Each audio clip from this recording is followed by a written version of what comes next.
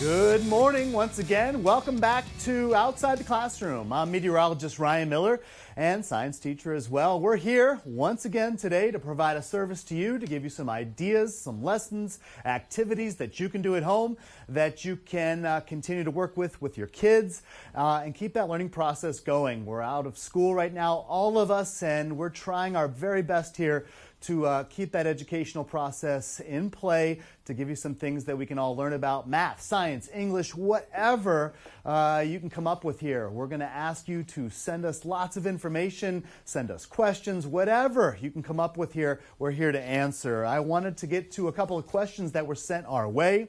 This comes from a birthday girl, Berkeley, here in Arlington. Berkeley asks, why do trees drop nuts? Great question, Berkeley.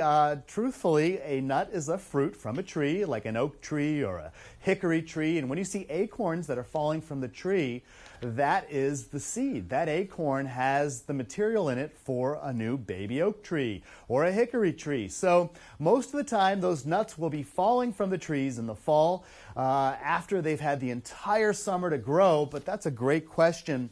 Another question again came back to us from yesterday when we were talking about rainbows and patterns that you see in rainbows from the Perry family. The Perry family wanted to know again, how do rainbows form? And just to recap from yesterday and go over a few things, the idea with a rainbow is this, simply. And Perry family, thank you so much for sending those questions. I believe it was Lincoln or Jericho that sent those in. With a rainbow, you get light from the sun, or sometimes a light from a light like a flashlight or inside your house. And when that light can be bent just a little bit, and what bends light usually is water or glass or anything that can transmit the light through it. But when that light actually goes through that thing that can bend it, it will end up producing a rainbow. And we'll make a rainbow for you here at home. I'm going to grab this little piece of film that has the ability to bend light, and I'm going to put a light behind it, and we've got that rainbow that's showing up. So we're bending the light from the iPhone, and as we bend the light from the iPhone, it's going to make and show you those rainbows that we have here. And when you're looking at rainbows and trying to come up with ideas here, one of the things to consider is the pattern that you see in the light. Red, orange, yellow, green, blue, violet, or purple. Those patterns that you see in the light and those patterns that show up, they're always going to be the same. So pay attention to those patterns, pay attention to those colors, and try to make a rainbow. See if you can get out and put some things together here. Use some water. If you have a magnifying glass, perhaps you can do that. But thank you for asking that question again on why we have rainbows. And let's talk a little bit about today. It's a rainy day here in Arlington. We have had on and off rainy days here for the last several weeks, and actually we've had on and off rainy weekends as well. There's a weather pattern involved with that. We're going to try and do a couple of things today that are easy to do, put together, and simply allow you to get outside and try to measure some of the things happening. Let's talk about measuring rain. You hear about it all the time on the weather and on the news. We've got this much rain or this much snow. Simple, easy way to try and make what we call a rain gauge here is to just take something from the kitchen.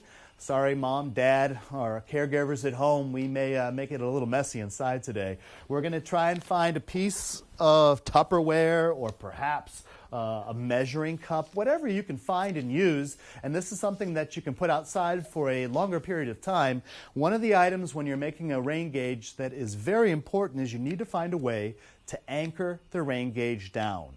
Some people suggest putting a couple of rocks in there or maybe gluing something like this to a piece of wood.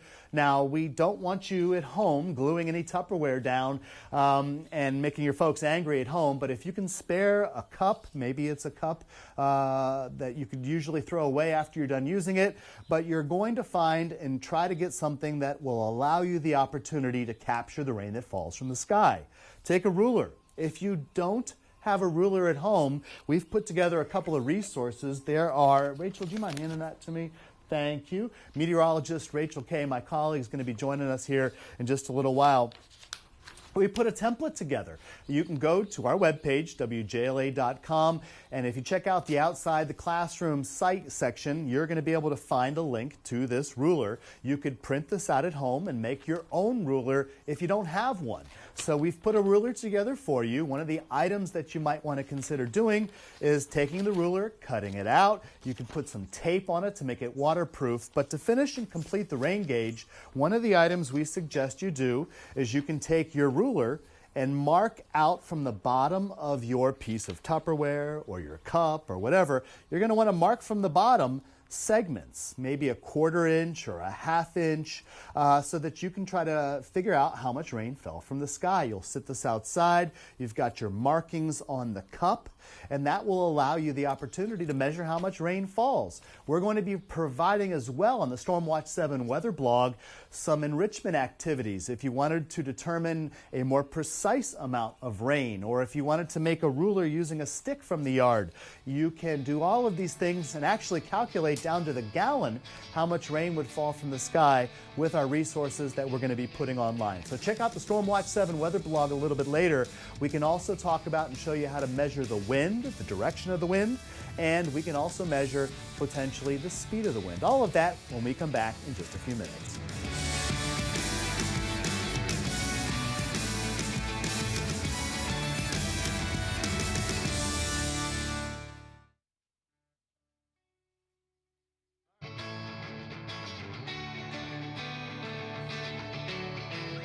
Happy Wednesday and welcome back to Outside the Classroom here on WJLA 24/7 News. We're trying to provide you some resources today to take advantage of the weather. It's rainy. One of the good things about the rain falling from the sky is that it helps to clean the atmosphere and wash some of the pollen that certainly aggravates my allergies and perhaps yours at home. So we're going to be taking a look at, we have been looking at measuring rainfall. And you can build a rain gauge. We're going to have more specific instructions on our website. If you go to WJLA.com and just search for outside, you're going to see our dedicated section of the WJLA.com website.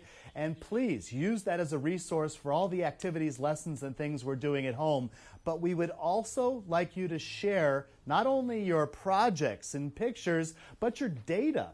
If you can get outside today, wherever you live, measure the amount of rain that's been falling wherever you are, and take a picture of that measurement and send it to us. Please, you can send anything, pictures, data, suggestions, questions, comments, whatever, to WJLA.com/chime in. That is the easiest way for us to get information from you, and we'd be glad to take any information that you could send our way.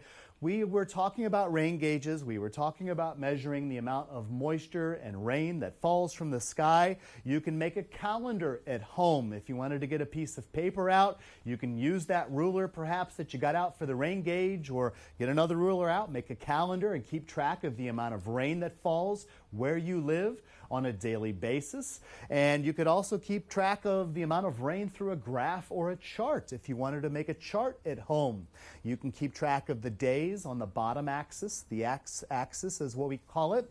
You can keep the amount of rain on the y-axis. That could be the tricky part, actually. When you're trying to keep track of the amount of rain, you may need to figure out how much have we had from a maximum perspective and then taking it down. But those are some items and things to consider if you're trying to figure out ways to make this a bit more challenging for some of our more experienced learners. So these are some items and options that are available to you as a resource on WJLA.com on our Outside the Classroom website section.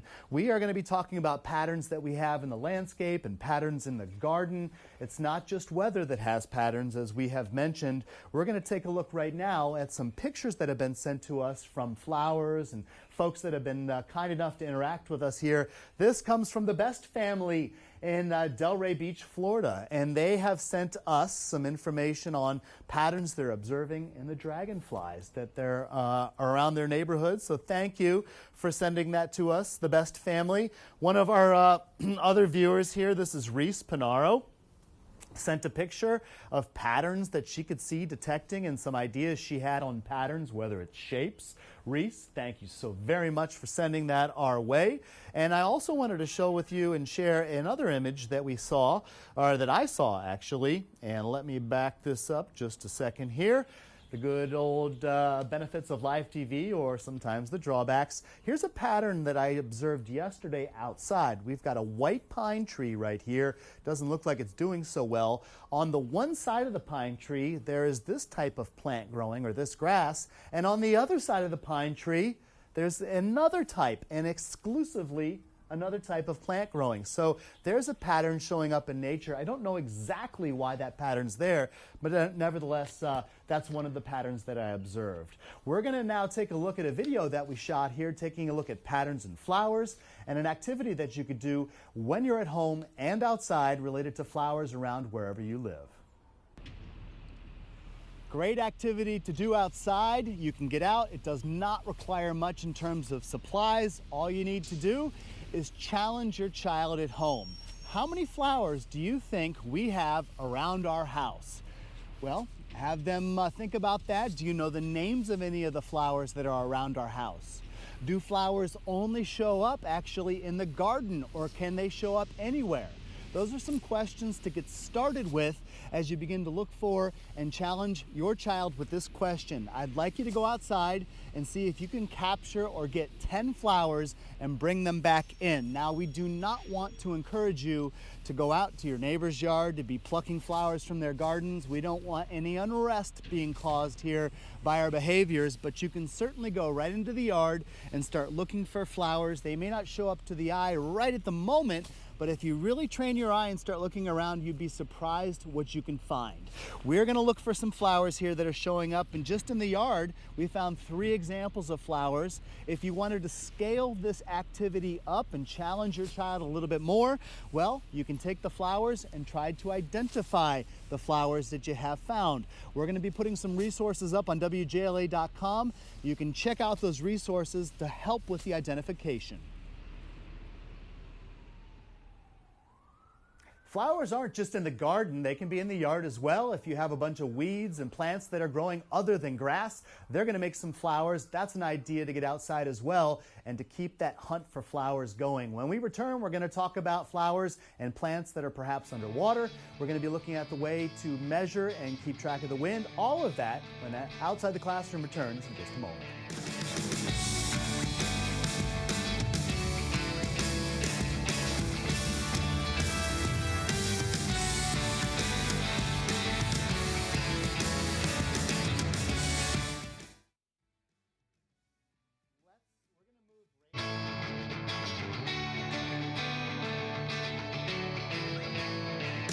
Hey Ryan, it's me Salome from Vancouver, Canada. I'm a marine ecologist at the University of British Columbia, currently doing my PhD on kelp forests, marine kelp forests in the deep waters of the Galapagos, which is this archipelago off the coast of Ecuador, South America. And as a marine ecologist, what we actually do, the essence of what we do, is we try to study patterns like my shirt. Do you like the pattern? Yeah, back to ecology. We try to identify patterns amongst the organisms that live in ecosystems. So in my case, I use cameras I'm going to be using hidden cameras to film the fish species that live in the kelp forest. And what I'm hoping to do is identify what fish species and what invertebrates like sea cucumbers and crabs are eating, or how are they using this kelp forest. Maybe I'll find that some fish are only there to eat the crabs or the urchins. Maybe I'll find that the crabs and the urchins are eating the kelp. And these are the patterns that I hope to identify, because in ecology, when we study ecosystems, we cannot do experiments in the lab, and we don't want to modify or destroy the ecosystems for the sake of us understanding. So a lot of the time what we do is just record, or maybe while scuba diving, just sit back and observe and try to identify patterns. So I invite you to maybe do the same. It's springtime, so There are lots of flowers blooming, there are lots of birds coming back from where they were in the warmer parts of the world.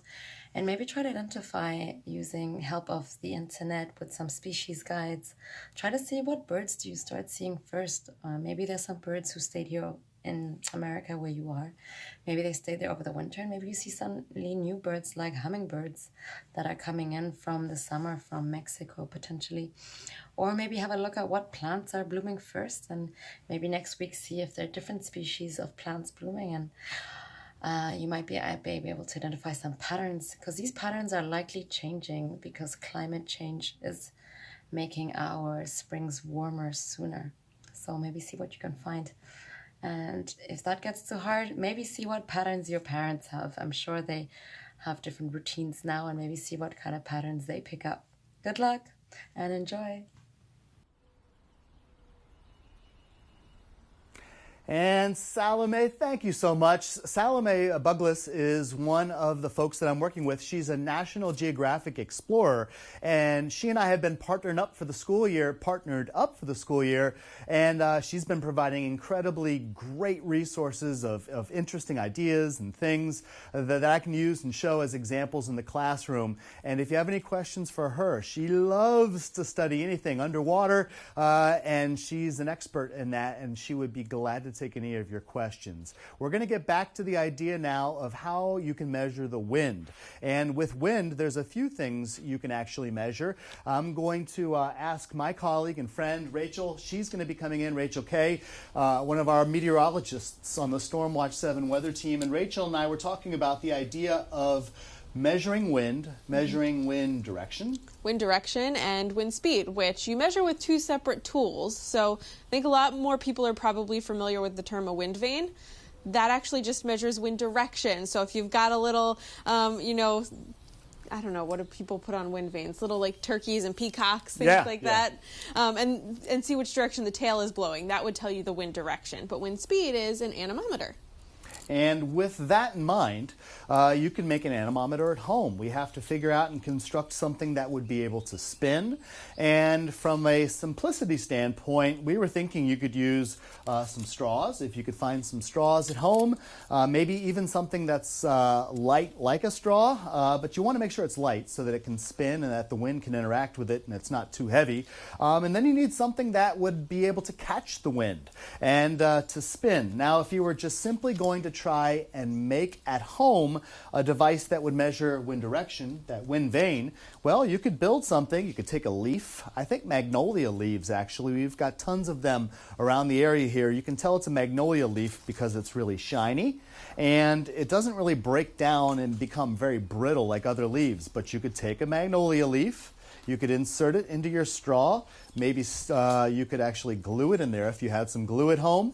And then you could ultimately then take I would suggest maybe a tack or something, or you could attach this somehow at home, maybe a staple. And then ultimately, if you put it in the cup or put it in a cup with a tight hole around it, it'll be able to spin and give you the direction of the wind. If you couple that with the idea of the compass that we made the other day in this on Monday's show, if you take an idea of the compass, then you can figure out the directions and then maybe use your compass and your wind vane to try and figure out where the wind is coming from. And that's a pretty important thing when we're talking weather. Yeah, absolutely. And one thing I love for kids to do too is you don't just have to use the wind.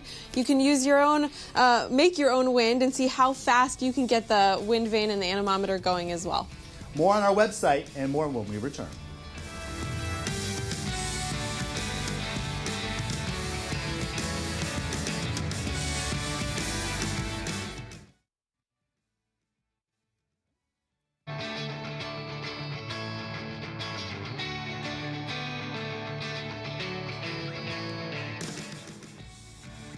And welcome back outside the classroom. I'm meteorologist and science teacher Ryan Miller. we have been trying to put together some ideas for you to use at home and some ideas that could help you to measure some of the variables in the weather that are outside. And just to get outside, remember to keep that distance 6 feet here so we can all stay healthy and make sure that we can stop the spread of COVID-19. But back to the weather for just a moment. We have been working with and coming up with the idea of what you could do at home to measure the wind. You can use a wind vane to tell you the direction of the wind. And from a weather standpoint, we're using something called an anemometer that I always misspell, and you can see my misspelling right there. Anemometers are devices that meteorologists use to try and measure the speed of the wind. And you can make an anemometer at home. We've got an example of an anemometer here on this screen. This anemometer, it will spin, and the faster the wind speed, the faster that anemometer will actually rotate and spin around. Well, the trick is, how can you make that anemometer rotate? Well, one of the suggestions we have is that you can actually take a cup or something that would allow you to put a stick into it, or perhaps a straw vertically. And then you can ultimately then start fastening, and we're going to have this built and ready for you to see tomorrow during our next show. But the idea here is to get something that would be able to turn and twist in the wind. And if you can turn and twist in the wind, then you can measure the direction. You can also measure the wind speed. So that's an idea for you here to try and measure some of the variables. We have no wind out there right now. In fact, it's really still. The rain's been falling here, and we can measure the rain. We can measure the wind when it is windy. And one of the things that we would like to try and encourage you to do is, with your child at home, or if you're a kid at home listening and watching right now, get some paper out. Try to make your own calendar and see if you can keep track of the amount of water and rain that falls from the sky wherever you live. Share that information with us, please. Map of where you are and the amount of rain that fell with all the storms that are coming our way here on and off, as we see in our weather patterns over the last few days and few weeks. So please send us some of that information. We also would love to see you graph out. So graph out some of your rain and take a picture of your rain gauge today and send it to us. Please, we want to see those pictures. Tell us where you live so that we can put you on a map and tell us how much rain you got. And show us and be proud of the work that you can put together here at home using very simple things all around the house. Just to remind you, we can share all your information with us at WJLA.com/chime in. And please check out all of our activities, our lessons, and everything at home at WJLA.com. Thanks for watching.